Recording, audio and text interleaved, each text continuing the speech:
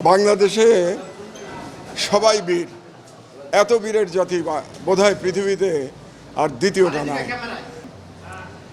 দিনমজুর বাবা এবং তার ছেলে, বাবা এবং ছেলে দুইজনেই লড়াই করেছে, দুইজন গুলিতে আহত হয়েছে। তার মধ্যে বাবা চলে গেছে চিকিৎসা নিয়ে, ছেলে এখনো দেখলাম হসপিটালে। আর একটা দেখলাম দিনমজুরের ছেলে পা হারিয়েছে, তার সামনে কি ভবিষ্যৎ। আরেকজন দেখলাম এক বিধবা মায়ের সন্তান, একমাত্র সন্তান, তারও পা কেটে ফেলতে হয়েছে।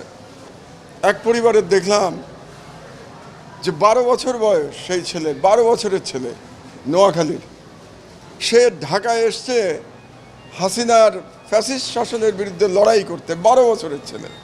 তো সেই 12 বছরের ছেলের মনে হয়েছে যে ন্যায়ের পক্ষে যুদ্ধ করা দরকার।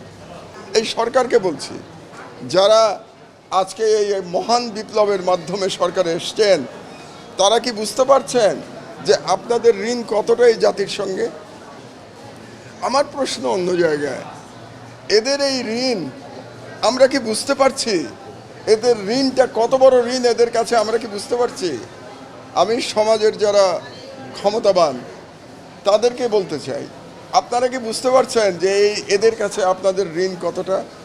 আমি গার্মেন্টসের একজন শ্রমিকের কথা শুনলাম, যিনি এখানে এসেছিলেন আহত হয়ে, গুলিবিদ্ধ হয়ে, এবং তিনি ফিরে গেছেন, কিন্তু তার গার্মেন্টসে কাজটা নাই। তাহলে তার চলবে কি করে? তার পরিবার কি করে চলবে? এই দায়িত্ব কে নেবে?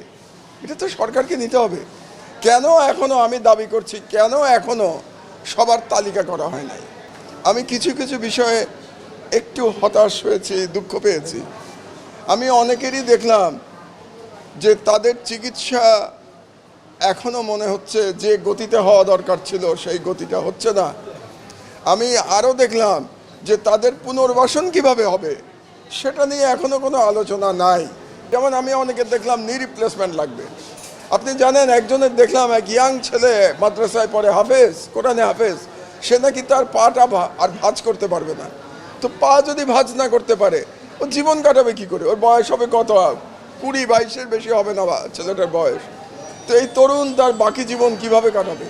কার কি দরকার, কার কতটা চিকিৎসা দরকার খালি বললে হবে না এই সরকারের যে সবার চিকিৎসা ফ্রি। মুখে বললে হবে না, এটা প্রত্যেকের তালিকা করতে হবে এবং কার কি প্রয়োজন এটা স্পেসিফিক্যালি জানতে হবে। তাহলে এটা এই সরকারের প্রথম কাজটা কি ছিল? প্রথম কাজ ছিল যে গত এই ফ্যাসিস্ট হাসিনার পুলিশের, দানবীয় পুলিশের আক্রমণে যারা আহত নিহত হয়েছে তাদের তালিকা করা এবং আহতদের জন্য কি চিকিৎসা লাগবে তার একটা পূর্ণাঙ্গ প্ল্যানিং তৈরি করা, এবং যাদের পুনর্বাসন লাগবে তাদের ব্যাপারে একটা প্ল্যান করার জন্য প্রথম দায়িত্ব ছিল সেই কমিটিতে করা। এখন পর্যন্ত হয় নাই। এটা তো সরকারের অব্লিগেশন, এবং আমরা জাতি হিসাবে যদি তাদের চিকিৎসা করতে না পারি তাহলে জাতি হিসাবে আমরা ব্যর্থ হয়ে যাব। আমাদের জাতি হিসেবে যে আমরা একটা ইউনাইটেড, একটা কি বলবো, আমরা মানবতাবোধে বিশ্বাস করি, এটা প্রমাণ করতে হলে এখানে যারা আছে কিংবা বাংলাদেশের বিভিন্ন প্রান্তে যে সমস্ত এই ফ্যাসিবাদী হাসিনার আক্রমণে যারা আহত হয়েছে, এখনও হসপিটালে আছে কিংবা বাড়িতে চলে গেছে, যারা আর কর্মক্ষম নাই, তারা কাজ করতে পারছে না, তাদের প্রত্যেকের তালিকা অনতি বিলম্বে করতে হবে। আমি মনে করি সরকার কেন এখনো একটা কমিটি করে নাই, এটা আমার কাছে অবাক লাগছে। সরকারের তো 50 দিন হয়ে গেছে। আর আপনারা জানেন যে আগামীকাল আমি আবার জেলে যাচ্ছি, কালকে কোর্টে যাব, কোর্ট থেকে আমাকে জেলে নিয়ে যাবে।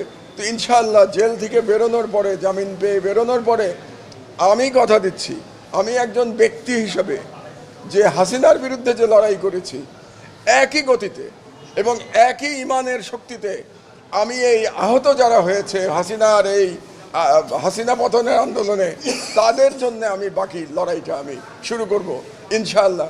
আমি গতকাল, আপনারা জানেন, আমি গতকাল মাত্র বাংলাদেশে এসেছি।